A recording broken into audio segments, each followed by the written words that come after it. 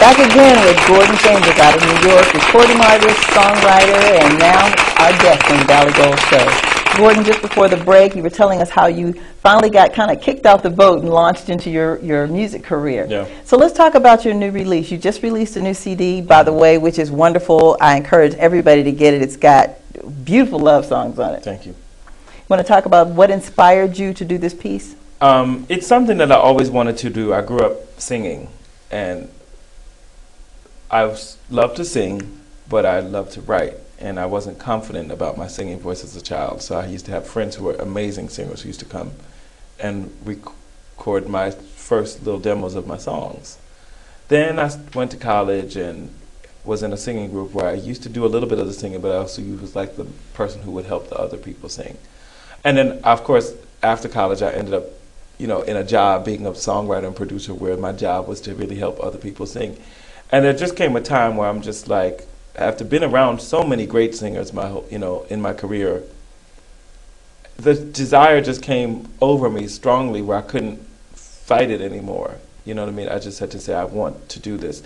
And I was in a session with Whitney Houston. I was producing Whitney, and she was not... Excuse me. Notice how he just said, and I was in a session with Whitney Houston. Okay, go ahead. And I was producing her, and that day, she had a bit of a cold and was having some problems hitting some of the high notes. So I had to sing the phrases the way that she wanted. And she looked at me, she said, "What are you doing?" And I thought I had offended her, like, you don't really tell a diva how to sing. I said, "I'm just trying to, She said, no, what are you doing with your voice?"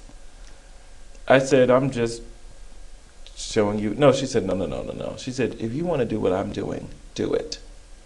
And when she looked me in my face like that, it just, so directly, I knew that it was time. And then I went to church that Sunday, and the minister talked about how Jesus, most of the works that you read about that Jesus did in the Bible were done between the ages of 33 and 36. And I was just about turning 33.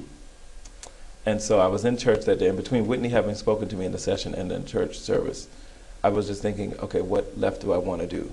And I just was thinking, I really want to do my own record. So I just did my record. I just did it on my own. I didn't even tell a whole lot of people. I didn't even tell my parents I was doing it till it was almost done. Was that because of a lack of confidence? It was like, yeah, my parents are great parents. They're very supportive parents, but they're very critical parents. They will tell you what they like and what they don't like. And it was more like I had to go into my own private Idaho to just figure out my own way what I wanted to do. I did have my producers. I picked 2 or 3 producers to work with me. But in terms of, I couldn't go out soliciting everybody's opinion about what I should do. And, because so many opinions would drive you crazy. So I had to start hearing what I heard and what I felt was missing from the marketplace that I could provide. It was like if you find yourself complaining about a problem, you want to be part of the solution. And what I felt was missing was music for adults.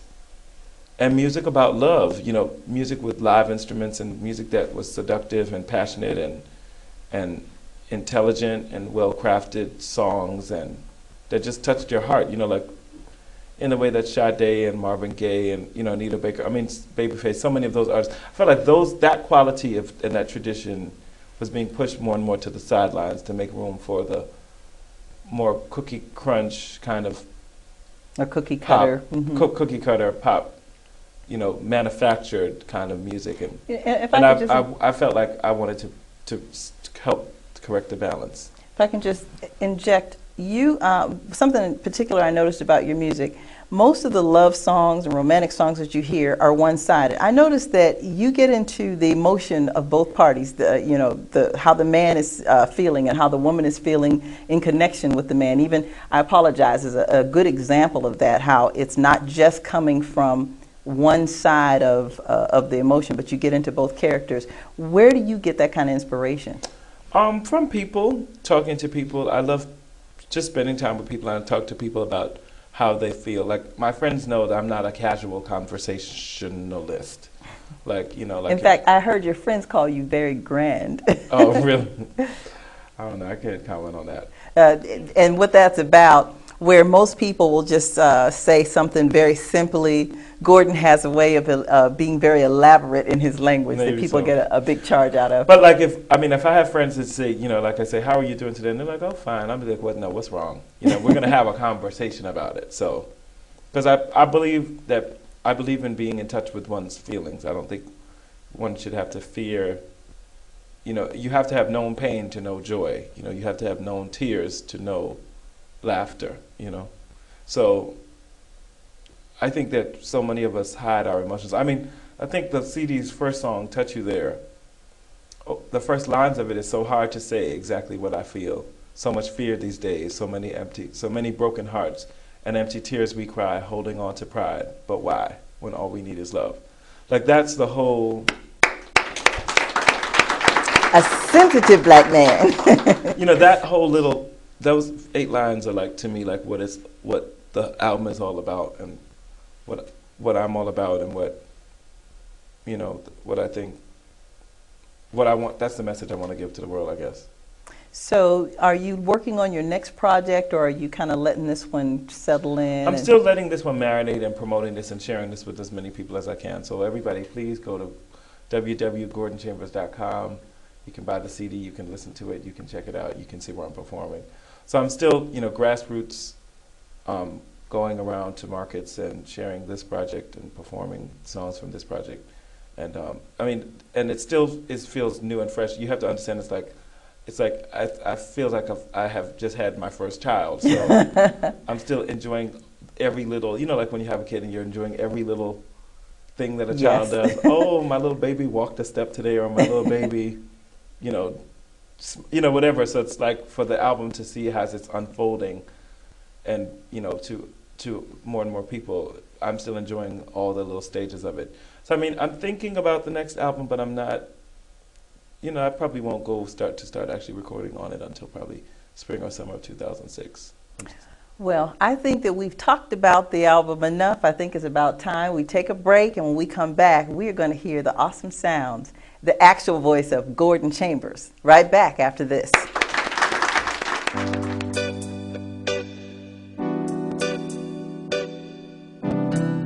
One, a two, a three, and woo! Yeah.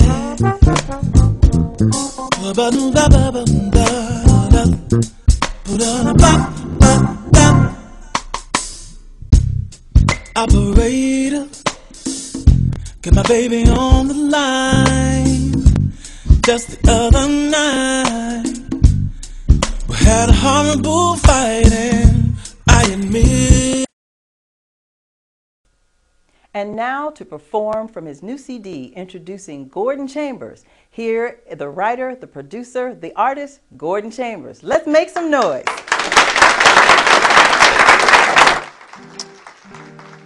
Oh,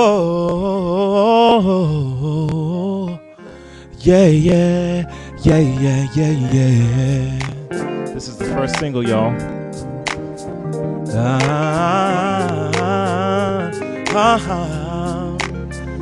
I remember on the day that I was going through, missing those rendezvous, all the things that lovers do. Now I find myself daydreaming about you, wondering, could this be happening so soon after we'd been? Ask myself if this was love on the rebound. What had been going down so soon between us now? 'Cause I've been here before and wanted time to be free to wait and see what was right for me. And I thought I'd never fall in love again. How can I describe what I feel inside? I tried and tried. Could it be a lie that I'd ever fall in love again? Now to my surprise, I see love in your eyes, something I wanted all